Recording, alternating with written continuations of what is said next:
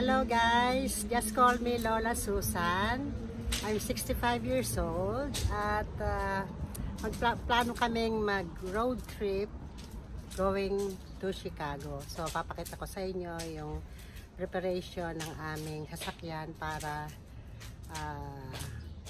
makita ninyo kung paano yung safest and convenient and what do you call it, and save more money dito sa aming trip. So papakita ko sa inyo yung way namin sa road trip heading Chicago. Okay guys, come on, let's do it.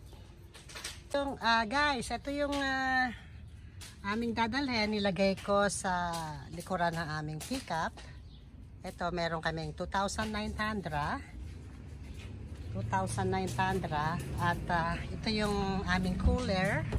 Ito yung gamit ko sa mga face, sa mga lahat ng aking makeup, mosquito repellent, lahat nandiyan na, mga nail cutters, tweezers, lahat nandyan. At ito yung mga aming dadaling pagkain, yun yung aming tubig, ito yung stock para sa lahat ng aming pangangailangan nandyan sa box.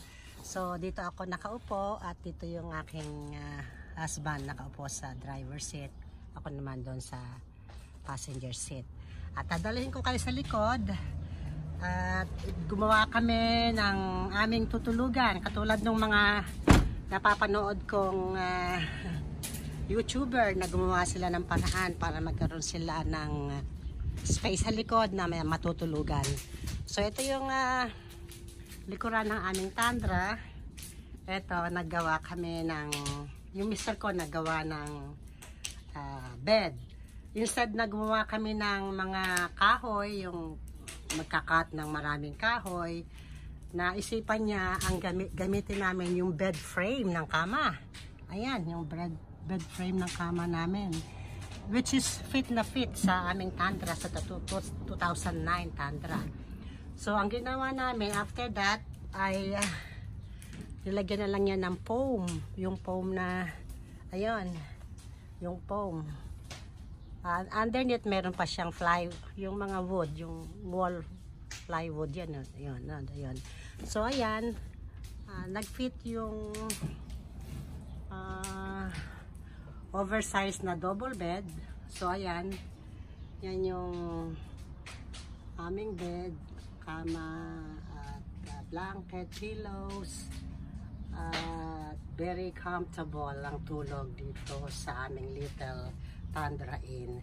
So yan yung maibibigay naming tip para kung saan ay hindi na tayo mag-hotel kasi alam naman ninyo mahal na yung hotel.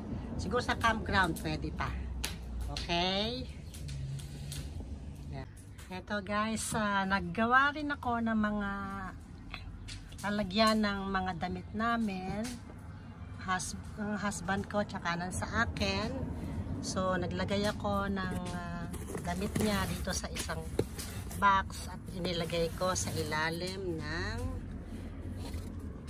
kama. Ayan, yung sa kanya, ito yung sa akin.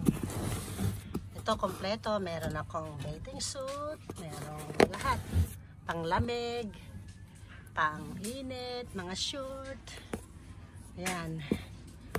Kaya walang problema sa road trip, alright? Okay, ipupus lang natin to. At yan, kita na, diba? Alright. Okay guys. Sa 9 Tundra na ginawa namin ng paraan para magkaroon ng bed sa likod. Ayan, yan siya. Alright. So, yan, we're ready for Chicago. At very convenient and safe.